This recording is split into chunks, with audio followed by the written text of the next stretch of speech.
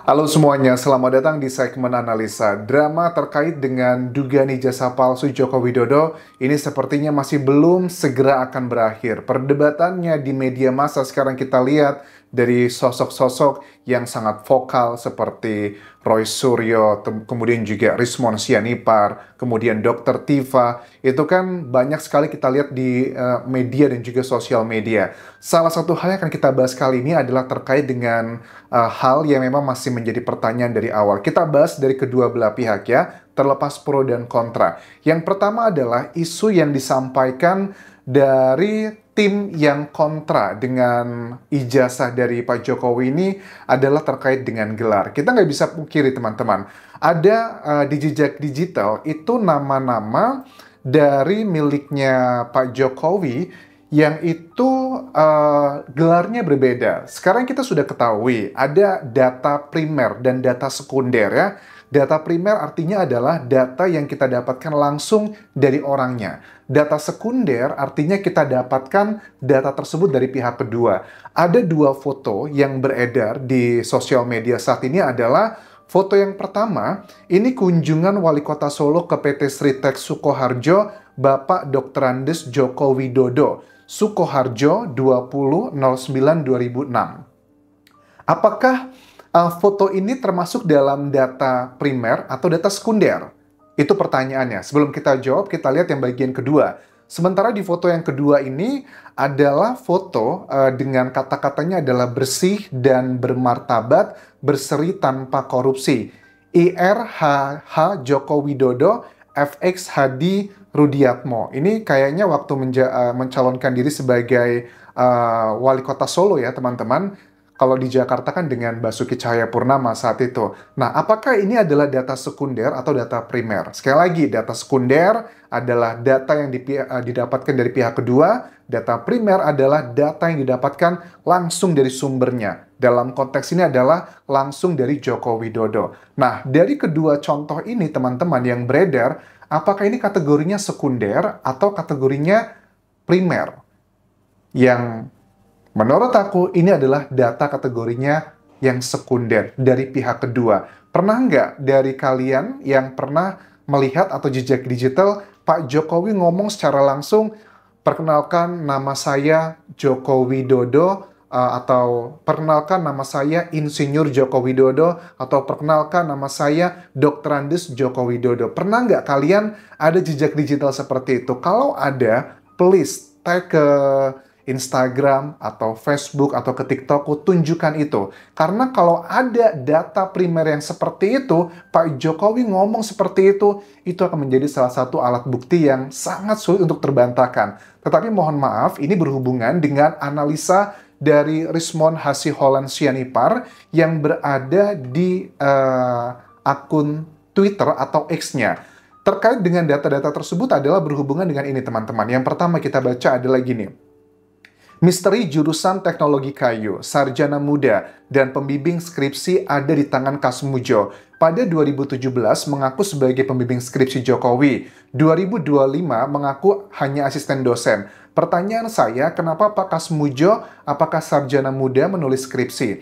Nah, pertama kita bahas jurusannya, teknologi kayu, dan juga macam-macamnya. Kan dikatakan tidak ada jurusan tersebut. Ternyata kan memang kalau di penjelasan dari pihak UGM, di zaman-zaman seperti itu dari teman-teman koleganya Pak Jokowi bilang bahwa memang di zaman itu penjurusan itu belum clear, tapi kita mengambil penjurusannya di bagian akhir. Masih belum clear lah. Ini adalah bagian yang disebut adalah data kualitatif. Data-data yang sifatnya adalah penjelasan atau kata-kata yang tidak seperti kuantitatif. Artinya adalah angka-angka. 1 tambah 1 sama dengan 2. Kalau nggak 2 pasti salah. Itu adalah kuantitatif. Tapi kalau ini adalah datanya kualitatif, belum tentu kalau sekarang aturannya sudah B, belum tentu dia 5 tahun atau 10 tahun lalu aturannya adalah sama. Menurut aku, data yang disampaikan oleh Rismon untuk bagian ini, aku khawatirnya adalah bukan data primer yang bisa menjadi salah satu interpretasi yang tidak pas. Ada salah satu gambar yang disampaikan di sini adalah terkait dengan kayak tingkat studinya kan SM ya, sarjana muda.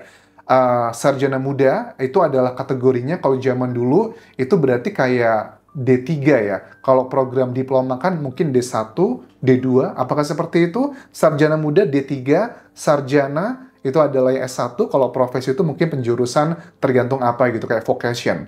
Nah, ini yang menjadi salah satu teka-teki. Kalau sarjana muda, anggap saja itu adalah D3, karena aku tidak begitu paham sejarah di UGM di tahun 81 dan 82, apakah itu harus ada skripsi?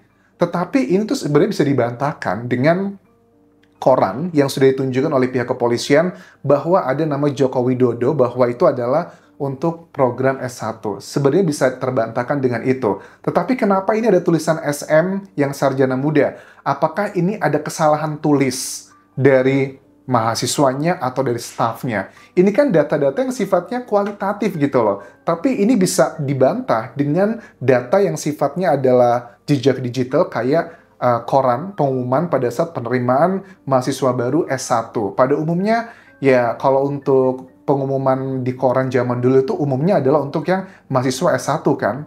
Ada D3, tetapi dia di kolom yang berbeda, tidak bersamaan dengan istilahnya kayak SPMB lah, seleksi penerima mahasiswa baru. Oke, itu adalah poin yang pertama. Poin yang kedua, juga dari Twitternya atau X-nya Rismond Sianipar juga terkait dengan apa ini ya, gelar BSC ya. Ya, ini juga menjadi salah satu hal yang perlu ada penjelasannya. Kalau gelarnya Pak Jokowi kan di jejak digital tersebut yang merupakan data sekunder bukan primer, itu memang ada Dr. Andes sama IR.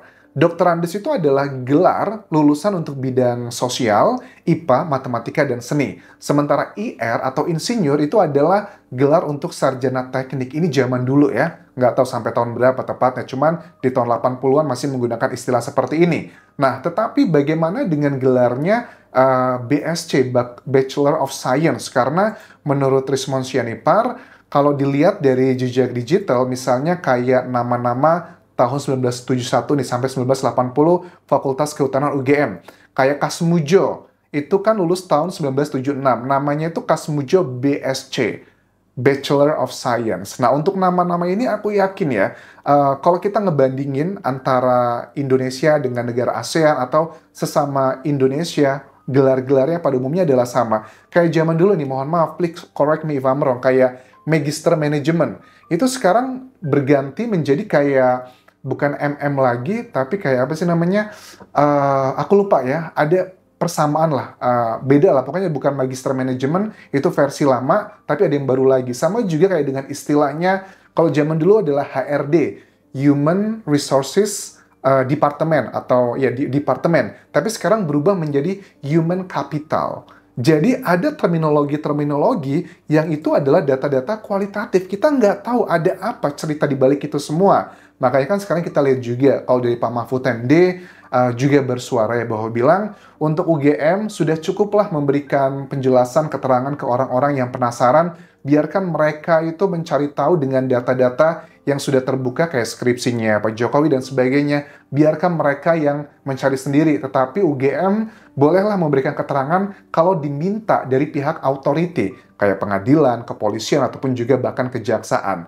Nah, ini menurut aku ada beberapa hal yang terlihat kayaknya, wah bener nih ya, ada yang aneh nih sama perdebatan terkait dengan isu yang disampaikan dari Rismond Sianipar ini. Tetapi kita harus ngecek nih sebagai seorang researcher atau peneliti, sumber datanya juga harus dicek validitasnya. Apakah ini primer atau sekunder? Kemudian ini yang jadi bahayanya. Ada salah satu statement dari penasihat ahli Kapolri, Irjen Purnawirawan Arianto Sutadi, bahwa proses pembuktian mereka ini yang dilakukan perdebatan di media massa, sosial media, proses pembuktian menurut versi mereka ini sudah mengandung unsur pidana katanya. Karena apa? Karena kita negara hukum katanya. Terus juga ini sudah mengandung kayak fitnah, pencemaran nama baik, provokasi, bahkan juga ujaran kebencian. Jadi jangan heran kalau seandainya yang menjadi tersangka dalam kasus ini itu katanya bakal ada banyak orang. Oke, maksudnya seperti apa? Coba kita simak keterangan dari penasihat ahli Kapolri berikut ini. Kasus ini jadi lama, jadi rame banget karena apa? Karena masing-masing pihak itu tidak ada kesepahaman. Di satu sisi mau membuktikan dengan alat-alat bukti yang menurut dia itu adalah benar, gitu ya. Tetapi di lain sisi padahal tindakannya itu mengandung tindakan pidana susul yang itu bisa membuktikan bahwa itu benar. Itu yang terjadi selama ini, Pak. Gitu.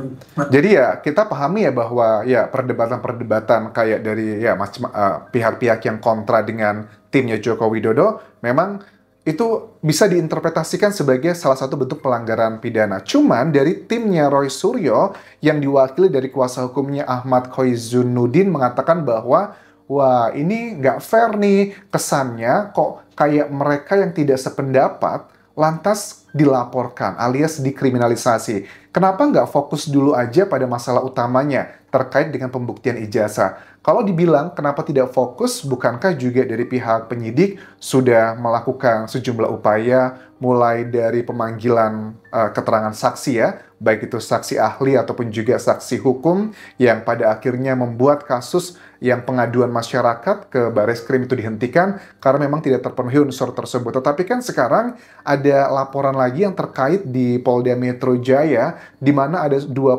saksi yang telah diperiksa dan ini adalah laporan dari tim Joko Widodo. Dan memang menurut Ahmad Koizzunuddin, kuasa hukum Roy Suryo, bahwa sampai saat ini klien kami itu masih tetap pada keterangannya pada saat diperiksa belum ada nama yang dilaporkan alias bahwa jangan bilang dong bahwa kami akan menjadi calon tersangka karena yang dilaporkan itu masih dicari. Cuman secara logika hukum ataupun logika berpikir masyarakat ya sudah jelaslah nama-nama yang sangat vokal yang menyampaikan hal-hal dikategorikan menurut penasihat ahli Kapolri ada unsur-unsur tindak pidana dugaannya ke arah sana ya seperti Roy Suryo, kemudian juga Rismon Sianipar, kemudian Dr. Tifa dan lain-lainnya itu adalah kayak pionir-pionir yang sangat vokal berdiskusi di berbagai macam media yang ada di Indonesia. Kemudian perdebatan dalam jejak digital itu bisa menjadi salah satu alat bukti untuk membuat laporan-laporan baru. Ini disampaikan dari penasihat Kapolri. Perdebatan di dalam ini ya, itu merupakan jejak digital yang nggak bisa dihapus. Bahwa orang itu sudah memfitnah, mengumbar provokasi, mencemarkan dan sebagainya itu. Oke. Itu adalah bagian yang memang kalau undang-undang itu kan akan dicocokkan dengan perbuatannya apa. Perbuatannya apa misalnya kalau pasal yang dikenakan adalah terkait dengan fitnah. Dicocokkan nih perbuatannya match nggak sama penjelasan dari pasal tersebut. Cuman keterangan dari kuasa hukum Roy Suryo bilang bahwa di data-data yang mereka miliki tidak ada pasal provokasi dan ujaran kebencian. Yang dilaporkan itu diantaranya adalah terkait dengan dugaan fitnah, pencemaran nama baik, dan juga Undang-Undang ITE. Cuman ini adalah poinnya aku tangkap, memang kalau seandainya untuk yang isu kayak dugaan provokasi dan ujaran kebencian belum dilaporkan, bukan berarti itu tidak bisa menyusul karena semakin banyaknya bukti-bukti yang bertebaran pada saat tokoh-tokoh tersebut sedang melakukan perdebatan di media massa terutama, yang itu sudah masuk dalam kategori ada dugaan unsur pidana di sana. Sementara itu dulu bisa aku update teman-teman terkait dengan hal ini. Aku tahu kita sudah terpecah menjadi dua, ada yang percaya, ada yang tidak percaya, ada yang pro, ada yang kontra. Tetapi aku coba menyajikan secara fair ya, mana yang memang masuk akal, mana yang memang perlu dikritisi. Terima kasih sudah menonton, sampai ketemu lagi di video berikutnya. Tinggalkan like dan juga komen, subscribe channel YouTube ini, follow Instagram, Facebook pageku, dan juga akun TikTok Dian Jasa Asmara. Sampai jumpa.